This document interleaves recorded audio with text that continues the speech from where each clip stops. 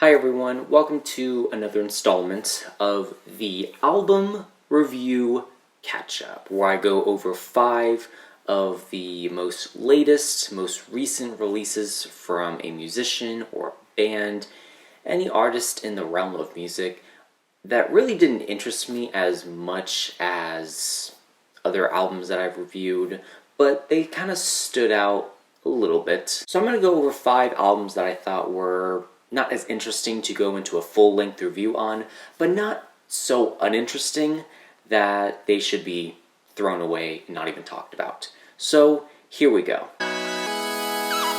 The latest album from Wilco, Ode to Joy, it's one of the better releases from the band in a while, but that really doesn't excuse it from being derivative or one-dimensional, as I get very bored listening to this. It's a tedious, monotonous listen. Certainly if you like the more lyrical side of music, I think you might enjoy what's on this album. If you like alt country and Americana music, I also think you'll enjoy what's on this album. I just found it to be so just plain, flavorless for my liking. A lot of the guitars are very simplistic. The drums are nice at points. The vocals are clear, coherent. It doesn't add up in the best way possible. It kind of just adds up into like this mound instead of like this mountaintop. It's just like a speed bump in the band's discography. It's just nothing interesting or highly intriguing. It's a Wilco album, and Wilco has made some great music in the early to mid 2000s. But I feel like they're kind of teetering off a little bit with their latest releases, especially this one. Ode to Joy isn't a bad album, it's just one that I wouldn't go back to. A B-. Charli XCX Charlie. Is it self-titled?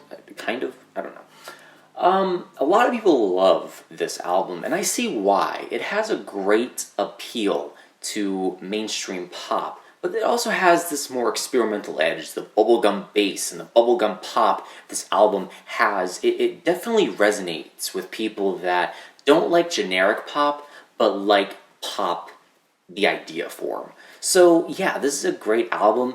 I found a lot of the stuff to be a little too poppy for me. Charli XCX is an artist that is sort of mainstream, quite mainstream in fact, and there's just something with this album that I really don't hate with it. I just don't seem to enjoy it as much as other people do. The features are nice, but I think the one with like Big Frida, Cupcake, I think that's very cluttered in my opinion. 4 artists on a track, I just can't see it. I can't see it at all. And while I do think this is a big step up from what she was doing earlier in her career, I still think there's a little more progress to go.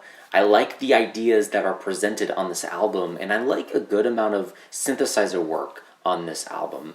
I love the introduction track. It sounds like a loading screen or like a booting screen to a computer or a game. However, I wanted a little more Charlie, and we got a lot of features on this album. So while I like what's on this album, I think more can come out of Charli XCX in the future. So, great album, but not something I was extremely excited to come back to over and over again. But I still think you should listen to it. If you like the bubblegum bass music, bubblegum pop that's coming out of like PC music, then you will certainly enjoy this album. And I did like a little more than what I hated. So, a B. So a commenter recommended me this album, and if it wasn't for them, I wouldn't have listened to this. I definitely take into consideration albums that people comment on and suggest to me, and you know, if it wasn't for them, I wouldn't have come here, because if you remember my review earlier this year of Blade's Ice Dancer mixtape, you know that I don't really care for his style of music. So what do I think about the latest album from Drain Gang? What, Trash Island? Well, call me shocked because I didn't expect to enjoy it as much as I did. I was going into this album, like I always do, kind of clear-headed, but I had some sort of bias in the back of my head because I'm like, well, you know, Blade doesn't interest me, and Tyboy Digital and Echo 2K really don't intrigue me much either. But then I listened to this, and yeah, everything that they were doing kind of made sense. The generic trap instrumental is something I would change. I do like the production. It's not as, you know, futuristic as maybe a Blade album. Blade does incorporate some nice vocals onto this album, and I like the brevity of this album. It's quick, 8 tracks, 22 minutes, so it goes by pretty quickly. So yeah, I mean, I didn't hate a lot of what's on here. I found a lot of it to be a bit derivative at some points, a bit plain, but I'd much prefer this Drain Gang over what Blade was making back in his like Red Light, Ice Dancer kind of stuff, because man, I really dislike that. The vocals on this album are definitely a step up. I do wish they were louder though. I do wish they were more in the mix. But yeah, the vocal range of Blade, of all three in fact, definitely are varied. So that's a big step up in my opinion. I don't like the one-dimensional vocals that were presented on his last project. So yeah, if you're a die-hard Drain Gang fan, you probably already have heard about this album. But if you're kind of iffy on it, or maybe you don't like it, give it a try. I don't think you'll hate it. I don't think you'll love it. It's not some like masterpiece, but try it. It certainly surprised me. It really did. So I think I'll give this a B-. Yeah, it surprised me. It really did. It really did. The new Foals. I wanted to do a full-length review on this. I really wanted to, but this isn't one of the albums that I thought was extremely intriguing, extremely interesting.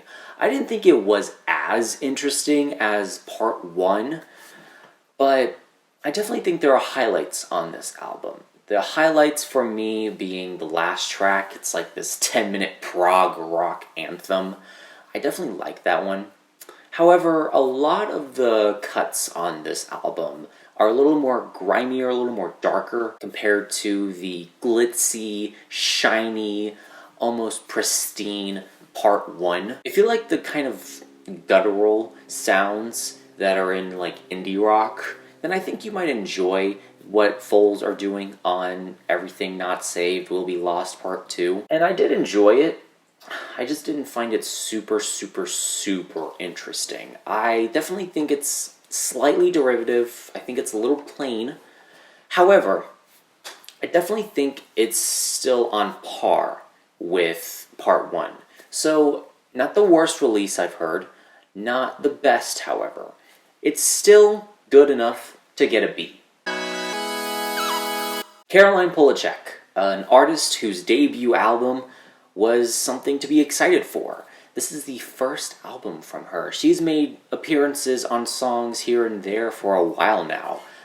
And she's also had a band, so don't forget about the band. But listening to this thing, I found a lot of what's on here to be a little more neutered than what I like. This is definitely pop music, but this is more like background pop music. Ambient pop music in a sense, but the vocals are a little more present. The instrumentation is just something that I wish has more oomph to it. I just wish there was more bite to this album. I wish there was a little more substance here. And definitely it's something to kind of consider going forward, because I definitely think what she's doing on this album is different, unique, but it's something that I'm not super intrigued by or super interested in. I'm not invested as much as other people are about this album and about Polachek as a songwriter, as a singer. But I definitely hope she builds upon this formula, because it's definitely a good start, but it's something that I'm not super invested in, like I said. So, a B- for me, personally. It's a B-.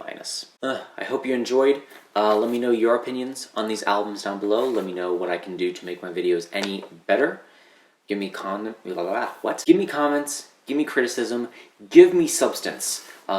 Critique me like I critique albums, I guess. Anyway, thanks for watching. Like, comment, share, do whatever you want. And remember, this is only my opinion, because music is subjective.